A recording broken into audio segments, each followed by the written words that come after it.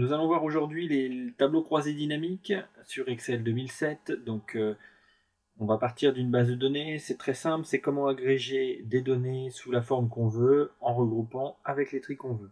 Vous voyez, j'ai une base de données avec des noms, des prénoms, adresses, villes, les montants de cotisation. Il fallait trouver un exemple. Est-ce que c'est payé oui ou non, ce qu'on a fait l'année dernière et quelle activité. Alors c'est très simple, nous allons commencer par sélectionner les données de la table. Là j'ai sélectionné des cellules bien particulières, j'aurais très bien pu choisir les colonnes, ça marche tout aussi bien. Vous allez dans Insertion, Tableau croisé dynamique, et il vous demande de sélectionner un tableau ou une plage. Si votre tableau est renommé, vous pouvez indiquer ici le nom du tableau et ensuite choisir l'emplacement de votre rapport. Donc ici, nous allons demander ça dans une nouvelle feuille. On sélectionne OK et il vous présente une petite fenêtre avec le tableau croisé dynamique et les différents champs. Vous retrouvez tout ce qui compose votre base et quatre petites cases ici. Le filtre du rapport, des étiquettes en colonne, étiquettes en ligne et les sommes ou les valeurs que l'on veut récupérer. Ici, on va faire quelque chose de très simple. On va mettre en ligne les noms, les prénoms. Vous remarquez que les informations se préparent dans le petit tableau à droite, à gauche, pardon. On va indiquer le total des valeurs, donc pour la partie 2009, et vous voyez ici, il m'indique qu'il veut un nombre. Le nombre ne m'intéresse pas. Nous allons lui demander, dans les paramètres du champ, de venir me donner la somme. On clique sur OK, et vous voyez, l'information a changé. On va rajouter un filtre pour savoir qui a payé ou n'a pas payé. Et vous voyez qu'il rajoute au-dessus du tableau une information avec un filtre qui vous permet de sélectionner l'information qui vous intéresse. Voyons que ceux qui n'ont pas payé, avec bien évidemment le petit total, et ceux qui ont déjà payé. Pour avoir une information complète, vous pouvez aussi trouver ceux pour lesquels la donnée est vide. Ici, il n'y en a pas. Ça pourrait vous indiquer que votre tableau ou votre base n'est pas renseigné complètement. Voilà, on va rajouter quelques éléments dans la ligne, ainsi que la ville, et voilà. Et donc, nous avons un tableau. Si je veux comparer avec l'année 2008, je vais venir rajouter dans la valeur les sommes. Même chemin que tout à l'heure, on modifie. Voilà.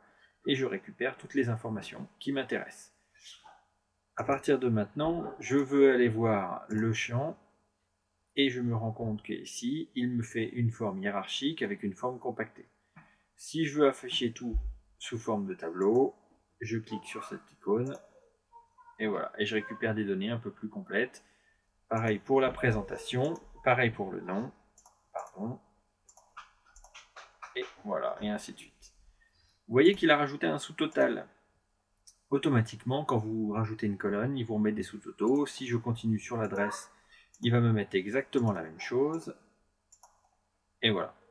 Alors, les sous-totaux, c'est assez simple. Soit ils vous intéressent et c'est très bien, soit ils ne vous intéressent pas. Et à ce moment-là, en vous plaçant dessus, un clic à droite, pardon, et vous récupérez sous-total de adresse. Ici, c'est le champ. Vous désélectionnez et le sous-total disparaît. Vous voyez, quand on est placé dans le tableau et qu'on fait un clic droit avec la souris, il vous affiche énormément d'informations. Vous pouvez, sur la cellule que vous voulez, mettre le format qui vous intéresse, avec tous les boutons que l'on connaît. Vous pouvez passer par le format de cellule, valider des informations de tri, de filtre, le groupage, les déplacer pour les mettre vers la droite à la fin, supprimer complètement le champ et retrouver les informations paramètres de champ que nous avions également ici dans les étiquettes de ligne. Vous avez aussi une information qui est intéressante, c'est l'option du tableau croisé dynamique. Si on clique dessus, vous récupérez une petite fenêtre avec le nom. Ici, on va le changer, on va lui mettre payé impayé par exemple. Et vous avez plusieurs onglets avec la disposition et mise en forme, si vous voulez fusionner, afficher des champs dans la zone avec des filtres vers le bas puis à droite. Une petite case très importante quand vous avez des tableaux croisés avec des valeurs d'erreur et que vous ne voulez pas voir afficher de valeur d'erreur, par exemple le diviser par 0 qui est jamais très beau, Il suffit de cocher et vous pouvez renseigner dans la case ce que vous voulez. Si vous voulez, comme vous avez une erreur, vous voulez faire afficher un texte, vous pouvez mettre quelque chose. On va mettre un parler super français.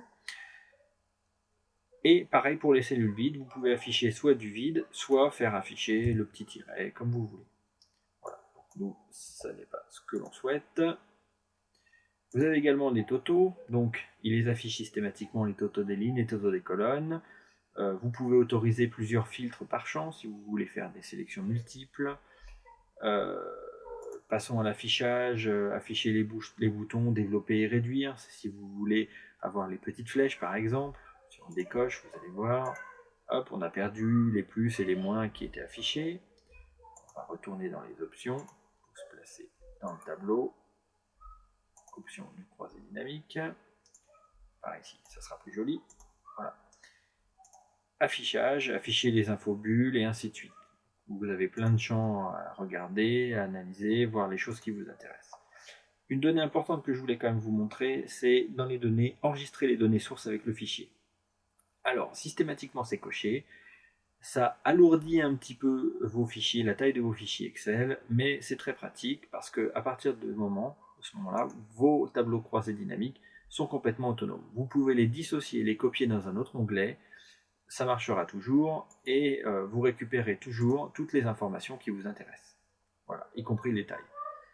Pour récupérer un détail, si par exemple je veux voir ce qui constitue le total Bayard, les 50, on double-clique dessus et il vous recrée un nouvel onglet. Vous voyez ici, on était en feuille 1, croisée. Il vous a rajouté une feuille 2, une feuille qui est complètement autonome et qui reprend toutes les données qui constituent celle sur laquelle vous avez fait un double-clic. C'est très pratique quand vous voulez avoir le détail de ce qui constitue une somme ou une addition pour valider un petit peu ce qu'il y a dedans et vous rendre compte des éléments que vous avez. Alors, on va lui mettre un petit peu de mise en forme un peu plus belle. Vous voyez aussi également, il a rajouté le champ vide. Le champ vide, pourquoi? Parce que dans la base, nous avons fait une sélection complète des colonnes de A à H. Donc tout ce qui est en bas, en dessous, à partir de la ligne 15, il le considère comme étant du vide. Nous allons terminer par un croisé dynamique basé sur l'activité. En sélectionnant les différents éléments, on retourne dans l'insertion.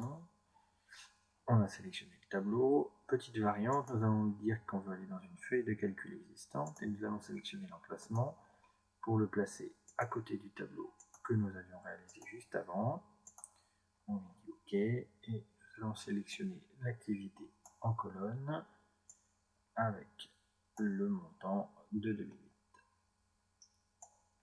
également. Et en somme, vous voyez, la sélection étant beaucoup plus courte, il a trouvé que des chiffres. Il a donc déduit qu'il fallait que je fasse une somme. On ferme et on retrouve un croisé qui est un petit peu long avec des totaux 2009 et totaux 2008. Donc cette forme-là, si elle ne vous plaît pas, vous pouvez revenir dessus en affichant la liste des champs et on peut choisir de modifier en mettant la somme des valeurs en étiquette de ligne. Et vous voyez, le tableau a changé complètement avec les différentes informations en ligne, ce qui est beaucoup plus lisible. Donc là, vous retrouvez des différents éléments. Vous voyez par exemple le total, somme 2.